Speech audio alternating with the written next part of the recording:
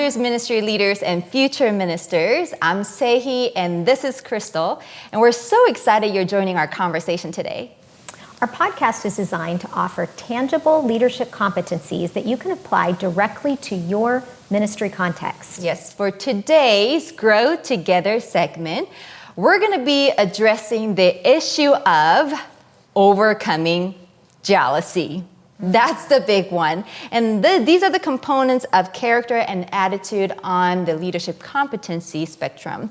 Now, let me just be honest for a little bit here, and I'll be lying if I said I've never envied somebody else's ministry or even lifestyle. And in fact, I've gone to bed many times in tears, frustration, and even anger because I felt like God wasn't watching over me. Like, where are you, God? I'm doing all of these things.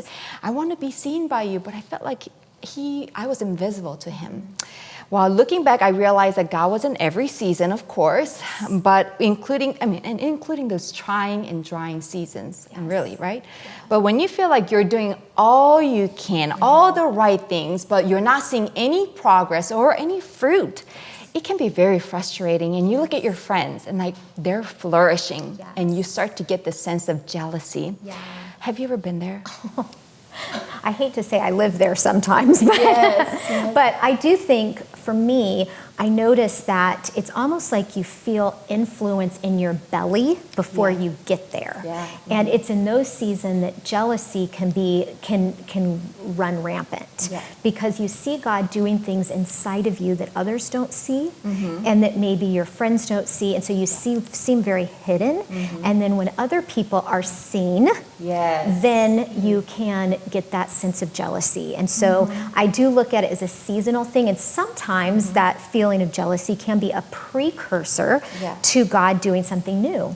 And so there's a positive piece of it, but we have to learn how to moderate it and to not let it overtake us. I've walked in a context, Saehee, before where I call it a cat fight in the spirit, especially with women, where you just walk into a room and you know that there is jealousy in the air. And I've definitely been there, and it's something that the Lord has helped me really walk through.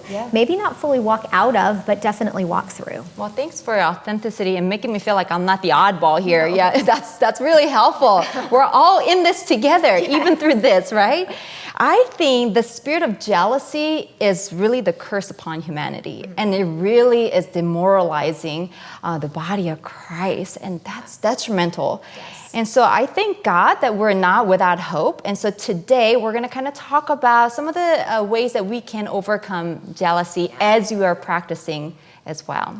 And I think one thing we can look at is be jealous for the right reasons. God was jealous. And so he gets jealous when people turn their hearts against him and worship idols, which can be anything that consumes our mind, our heart, and our soul. As God's image bearers, it's only natural for us to feel jealous. But our motives may not always be as holy as God's. That's true. And I think when we start using the term, this is unfair, I think that can be like a trigger to know we are walking into dangerous and unholy jealousy. Because we're not guaranteed fair. This isn't a fair world. And so when we start thinking through that context, it's time to start checking ourselves. Are we walking in unholy jealousy? And how can we give that to God and let him transform us? Yeah, really. Ministry is not about being fair. It's about obedience. Yeah, so that's really good. Also, when you feel jealous, think teamwork and celebrate the win. So there's a video on YouTube about this beauty pageant contestant, and she really captured the hearts of thousands of people. Not because she won the pageant, she actually didn't win it, but she acted almost as if she did, and she celebrated for her friend. Like she's clapping and shouting and dancing and all this for her friend. And I think there's a lot that we can learn as ministers, that just championing each other. So when someone's ministry is growing and thriving, instead of like folding your arms like this, sitting back and with a sour face, like let's see what God does through you, Instead of that, we're gonna have to celebrate it and their win, because their win is our win. Definitely. We're in this together. And ministry is not a battleground, but you know what this is? It's a friendly competition where we spur one another on toward good deeds and love, like Hebrews 10 says. So next time you feel jealous, because I know we will, quickly redirect that feelings and emotion so that start being each other's cheerleaders. I really loved the word friendly competition, because oftentimes we, as Christians, we won't even say that, you know, because we do celebrate each other. But I know I have one colleague specifically that walks in such a spirit of excellence that it calls me up to something greater. And there's a little friendly competition. I want to be as excellent as she is. You need that. And so I appreciate you being bold to say that, because sometimes we're like, oh, we can't even compete. But there is a little bit of friendly competition that makes us Iron better. sharpening iron. Exactly. Another thing that can help us in jealousy to prevent us from getting jealous is to be content in every season. And there's seasons of anonymous, there's seasons of platform, there's seasons of behind the scenes, in front of the scenes, and God sovereignly places us in his time and plan. And so we need to learn to be content where God has placed us in the moment. And when we can do that, then when we get to a new platform, we can learn to be content in that season. The older I get, the more I recognize the more seasons and platforms that I'm on, some more hidden, some more up front. And that grass is always greener. I can always find something better. During that season, it was more quiet and I had more time with Jesus. And in that season, I got to speak my voice more often. And I kind of lament over what I don't have instead of embracing the good and the bad and the happy and the sad of every season. That's really, really great. Such a great reminder. And being content in everything. And also being grateful for small things that God will bless us with greater responsibility. So be thankful. Let's be thankful now. And here's the final point. Fully embrace your uniqueness to overcome jealousy. Crystal, you are such an incredible leader. I think every one of us can agree with that. And I admire you as a friend, as a colleague, but man, I'm so thankful we're so different. I mean, we look different, we talk different, we dress different. We're so different. And I think that's great because we bring different perspectives, different experiences and skill sets to the table. And boy, when we bring our differences to the table, we become a pretty awesome power team, you know? Yeah, we become invincible, almost, yeah.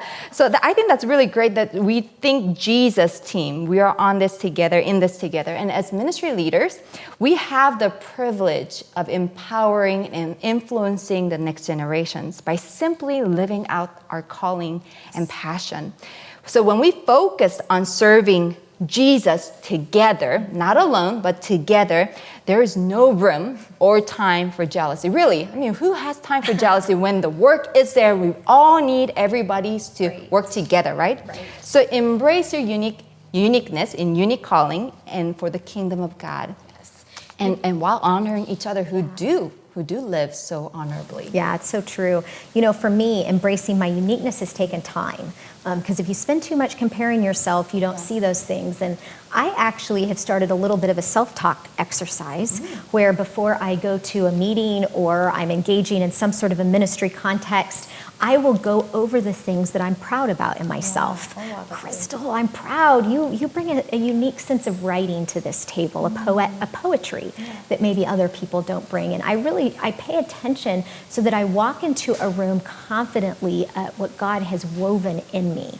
He knew me in my mother's womb, and he wove uniquenesses in me that I can bring. And that has definitely helped me as I lead on leadership tables or whatever context. I love what my pastor, and I'm quoting actually from one of our podcasts, Dr. Jim Bradford, who said, if he gets at a table and it's all white men, he gets scared. Why? Because as you said, diversity makes us better. And so knowing who we are, our uniquenesses, but then also recognizing we need everyone's uniqueness to make us the best we can be together. Yes, and so we're talking about overcoming jealousy. This is not just female issue. I think it's just a human issue. And so we need to build God's kingdom together and cheer one another on. Really, as Hebrews 10 said, spur one another on toward good deeds and love. I think we can do this. Well, thank you for joining our conversation today. It was so edifying. I've been encouraged. I'm going to have to practice some self-talk to overcome jealousy. I encourage you to do the same. Now, continue to follow us on Facebook and Instagram at AG Women Ministers. Until all sisters in Christ fulfill their ministry call, just remember, we're in this together.